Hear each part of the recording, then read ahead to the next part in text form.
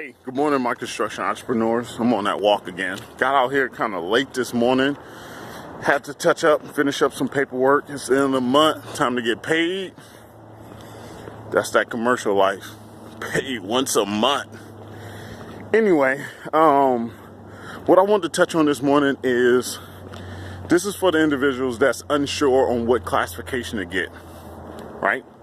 I know that there's a lot of us out there, women and men, that's hesitating on getting your license.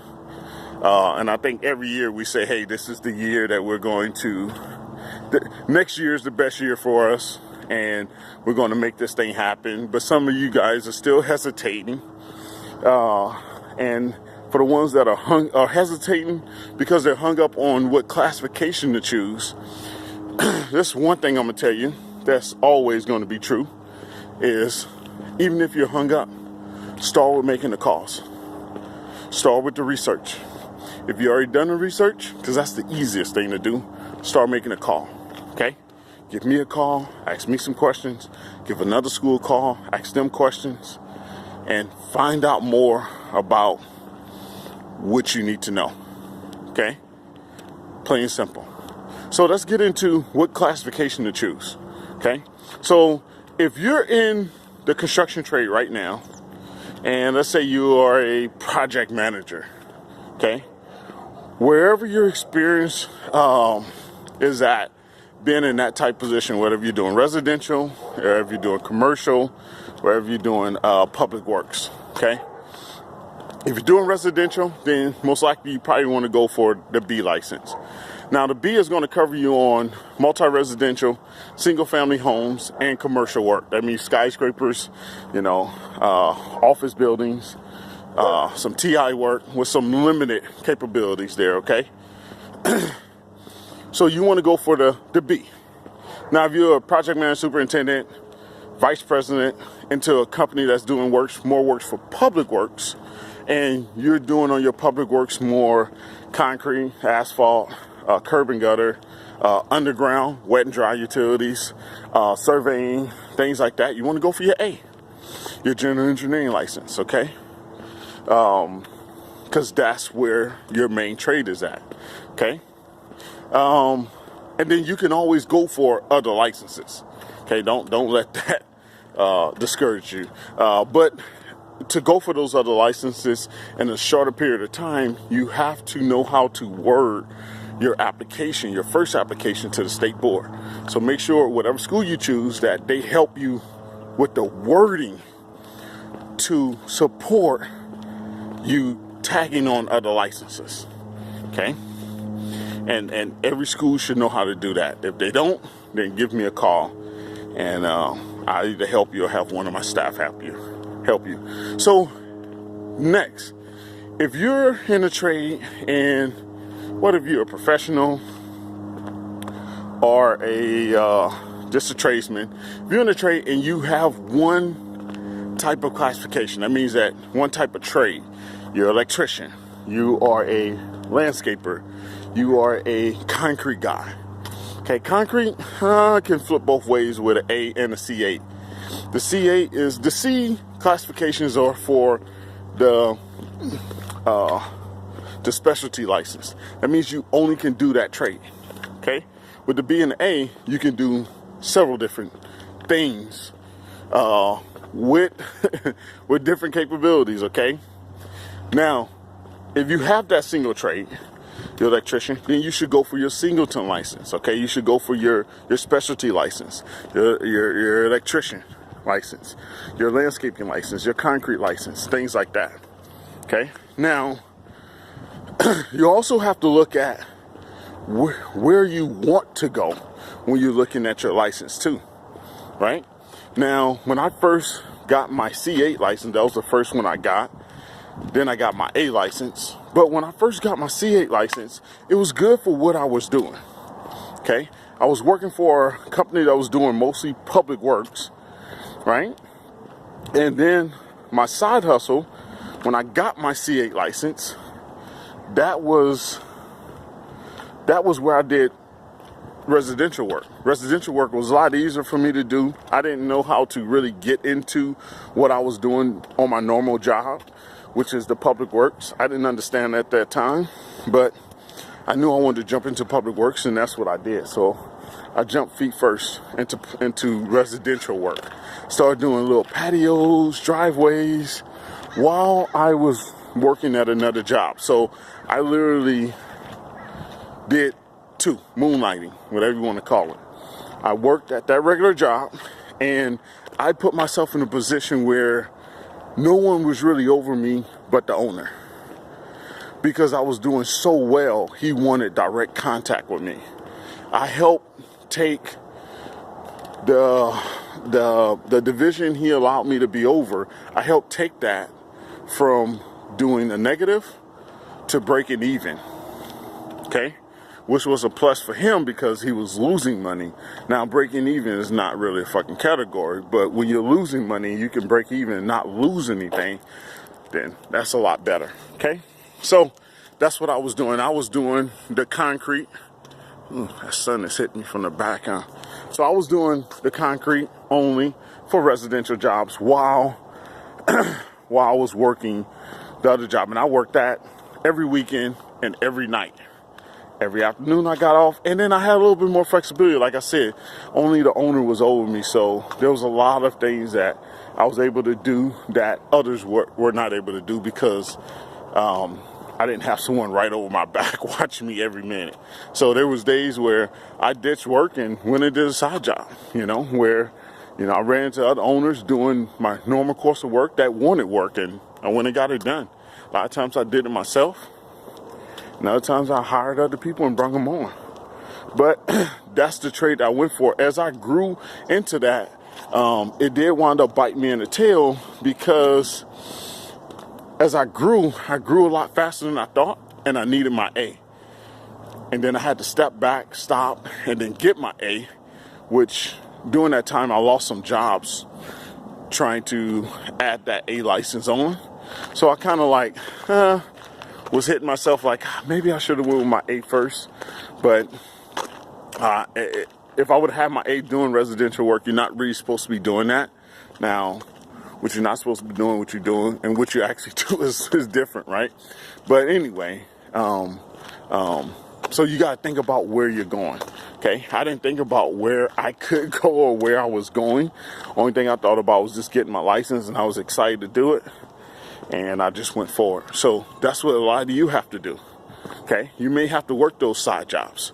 You may have to work those while you're working a current job, or you may have to hustle a little bit more and only work side jobs, depending on where you're at. But I tell you this: if you're looking for your license and you're really having a hard trouble on deciding what classification to go for, just follow that guideline that I just laid out.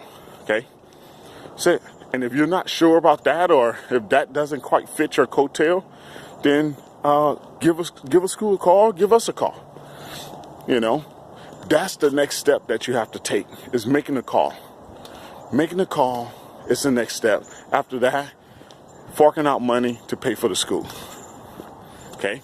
Some of you feel that you don't need a school, then just buy the material. If the school offers that as an option, just buy the material. A lot of schools don't offer that as an option, but you have to see where you're at. So if you're trade only, then go for the C classification. But you also have to keep in mind where you want to go. If you're only going to be an electrician, that's all you're going to do, then get your electrician license, right? But if you're going to be an electrician and you're also going to do other type of building work, then you might want to get your B license. Now, if you're going to be an electrician and you want to do also some type of underground work or overhead work, then you might want to get your add your A license to your electrical license. So that, you just got to figure out where you're going and what you want to do. But in the meantime, start somewhere. Okay? Don't not start. Start somewhere. Stop holding back. If choosing the classification is holding you back, it shouldn't. Okay? It shouldn't. Because a lot of people think that because there's an A, a B, and a C, that the A is the top license. The A, each license holds a different classification of descriptions, okay? With an A, you cannot go and build a commercial building. With a B, you cannot go and do underground work, okay? So it's different descriptions for each license, okay? And that's it. Either you go for your B or the specialty, or the A and the B or the specialty, you know? And remember, you're not limited. As long as you have the experience in different classifications, like I have 3 classifications. I have an A, a B, and a C8. So you can get 3 of them. You can get 4 of them. As long as you word the experience right, as long as you word the description of your work experience right on your applications, to where you can piggyback off of those timelines for additional classifications. Okay? Make sure you talk to your school about that. Okay? How you word your application is key. Matter of fact, you should have your school word your application. They should know how to do that without getting it rejected. Okay? So make sure you go for that. So don't allow the holdup to be you don't know what classification to go for. Even if you choose, let's say you choose the electrical classification, and then you want to turn around and get another one, you can do that. There's nothing stopping you. And then while you're going for the other one, you can still work the one that you have. That's it. So I say this, go for your contractor's license. And if the next thing is the your hang up is the school, let me tell you a little secret here. That's not a secret. All of our schools, okay, even my competitors, we all have similar material. Okay, I try to add a new test every 3 months. Okay, I try to have my staff, or I'll design a new test every 3 months from the National Code Book, to try to give a little bit more to the materials we have. Okay, but every school have the same type of materials. The only difference between these schools is what they offer with getting your license, right? What other classes they offer, how far are they going to get you along and to get into getting up to starting your business. Like here at the Construction Entrepreneur School and Services, we not only help you get your license, but we're also going to teach you things that you need to know as a small business owner. How to bid jobs, how to estimate. You're going to get an estimate system once you sign up, okay? You're going to have someone that's going to help you do an estimate, okay? You're going to attend estimating classes. You're going to learn about how to come up with loaded rates, right? How to build rates, your labor burden, you know, what's involved in the labor burden, how to figure out your workers' comp percentage, how to, you know, someone asks you for an endorsement, how to get an endorsement from your insurance carriers, things like that, you know, things like that no one teaches us when you're going through a school. And that's the reason, that's part of the reason why we started the Construction Entrepreneurs. So once you got that, then you understand all that, you know, and then you can actually go out there and know what numbers to charge, know how to estimate your projects. And then you won't have to worry about being unsure whether if you're going to make money on a particular project. It allows you to go out there with a little bit more confidence with starting your business.